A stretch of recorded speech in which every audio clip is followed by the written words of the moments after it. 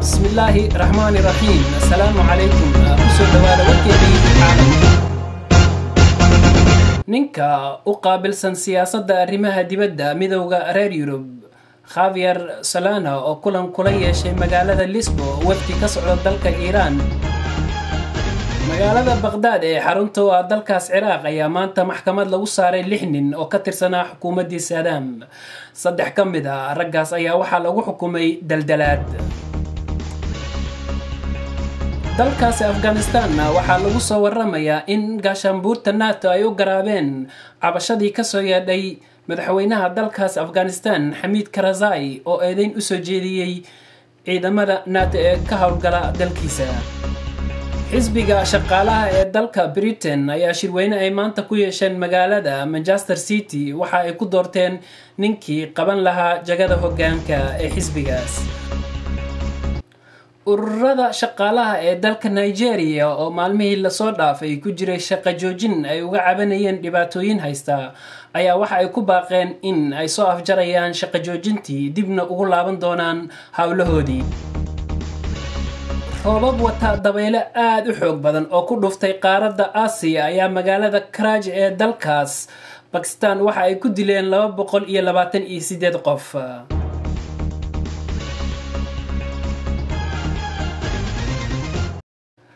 ninka u qaabilsan siyaasadda arrimaha dibadda midowga reer Yurub Javier Solana oo kulan kula yeeshay magaalada Lisbon waqti ka socda dalka Iran oo uu hogaaminayay Ali Larijani ayaa waxa uu sheegay in wadahadaladii ku saabsanaa xakamaynta uraniumta dalkaas Iran ay sii socon doonaan.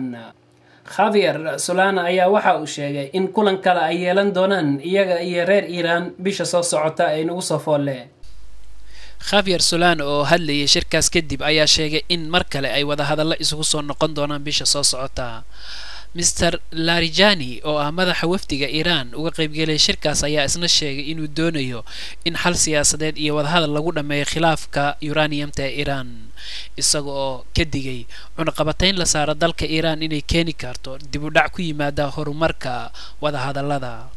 dalka Mareykanka iyo midowga Yurub ayaa culays siyaasadeed baryihii la soo dhaafayay saaraya dalka Iran si uu u joojiyo kobcinta uraniumtiisa, iyagoo sheegaya in dalkaasi Iran uu doonayo inuu samaysto hubka nuclearka sida baan wax u gumaada, balse dalka Iran ayaa waxa uu ka andacoonayaa inuu uga faa'iideysanayo kobcinta uraniumta dhinaca quwadda korontada. magaalada Baghdad ee xarunta dalkaas Ciraaq ayaa maanta maxkamad lagu saaray 6 nin oo ka tirsanaa xukuumadii Saddam.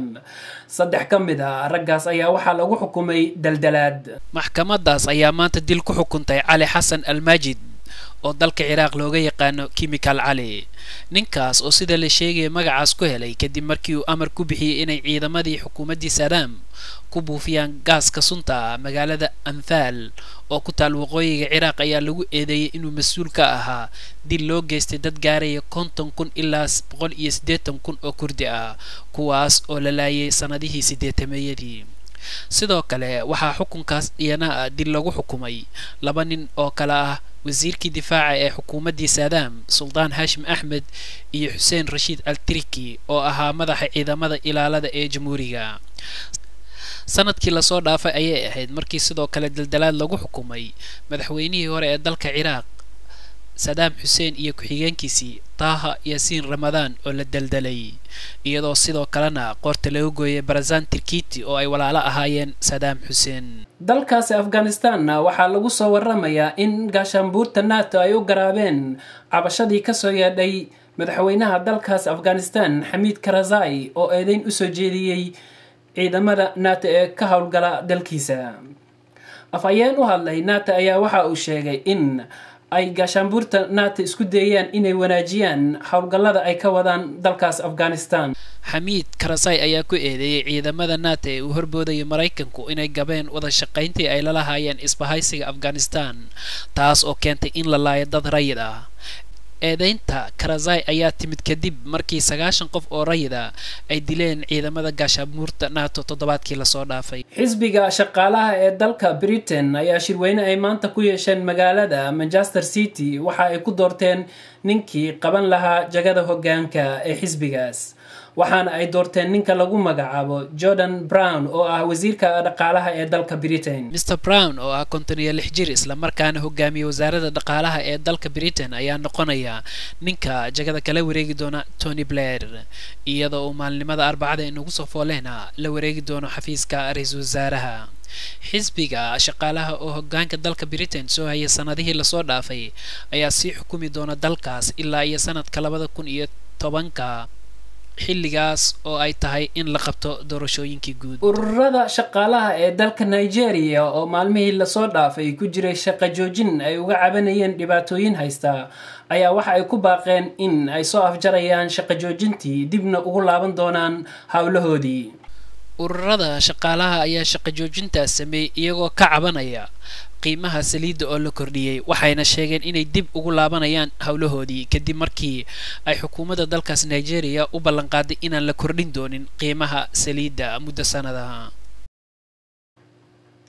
roobab wata dabaylo aad u xoog badan oo ku dhuftay qaaradda Aasiya ayaa magaalada Karachi ee dalkaas Pakistan waxa ay ku dileen 228 qof. dabaylahan oo aad u xoog badnaa ayaa waxaa lagu soo waramayaa inay xaaqeen dhismayaal aad u badan. magaalada Karachi ee dalkaas ayaa lagu soo waramayaa inay roobabkaas oo watay dabaylo aad u xoog badan dileen ilaa 228 qof iyagoo tiro kale oo badanna dhaawacay. daadadkii roobabkaas ka dhashay ayaa lagu waramayaa inay gebi ahaanba xaaqeen guryo aad u badan. daawadayaal caalamka isboortigana waxaan idinku hayaa ciyaaryahanada reer Belgian ee kubadda tenniska oo ku guuleystay koobka lagu magacaabo Wimbledon kadib markii ay ka badisay dhigeeda Amelia Morosmo oo ay ciyaar kama dambaysa isku arkeen garoonka Eastbourne. inta aan dib dambe u kulmayno daawadayaal waxaa inta inoogu eg warkeennii caalamka waxaan idinku dhaafayaa amaano Allah iyo kulanti dambe oo xiiso leh.